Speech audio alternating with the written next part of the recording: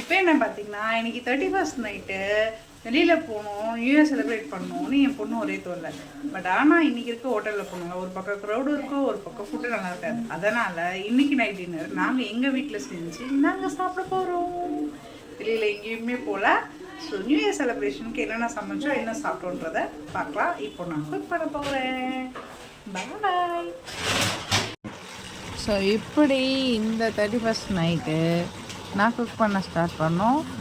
வெளியில் போகலாம் அப்படின்னு டிசைட் பண்ணோம். பட் ஆனால் மணி வேஸ்ட்டு, டைம் வேஸ்ட்டு நினச்சோம். ஆனால் இவளுக்கு நியூ இயருக்கு கேக் வெட்டி பழக்கமாகிடுச்சு. ஸோ கேக் கேட்டான்ட்டு குக்கிங் எல்லாம் செஞ்சு வச்சுட்டு அந்த பிட்வீனில் போய் நாங்கள் போய் கேக் வாங்கிட்டு வந்தோம்.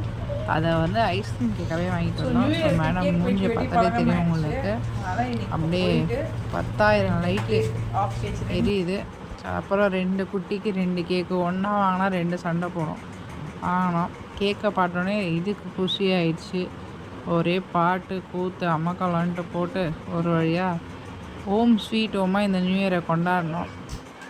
என்னென்னா ஹோட்டலுக்கு போனால் அவன் சமைச்சதை சாப்பிடுவோம், வீட்டில் இருந்தால் நம்ம சமைச்சு டயர்டாகிடுவோம். ஸோ இதுங்களுடைய அமக்கலத்தை பார்க்கும்போது அந்த டயர்னஸ் போயிடுது.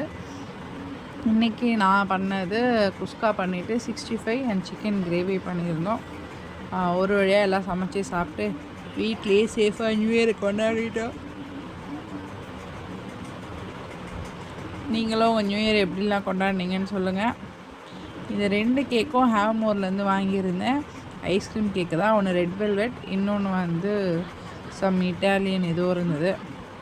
சார் கேக் எடுத்து எல்லாருக்கும் எடுத்துகிட்டு போயிட்டு வாயில் ஊட்டிகிட்டு இருந்தார். நீ சாப்பிடுன்னு கூட அப்படியே சைட் கேப்பில் அவரும் கொஞ்சம் உள்ளே விட்டார். ஸோ அவருக்கு கேட்கப்படனே அவருக்கும் செம்ம ஹாப்பி ஆயிடுச்சு. நம்ம பண்ணுறது எல்லாமே இவங்களுக்காக தான். ஸோ இவங்க ஹாப்பினஸ் பார்க்கும்போது நல்லா இருந்தது.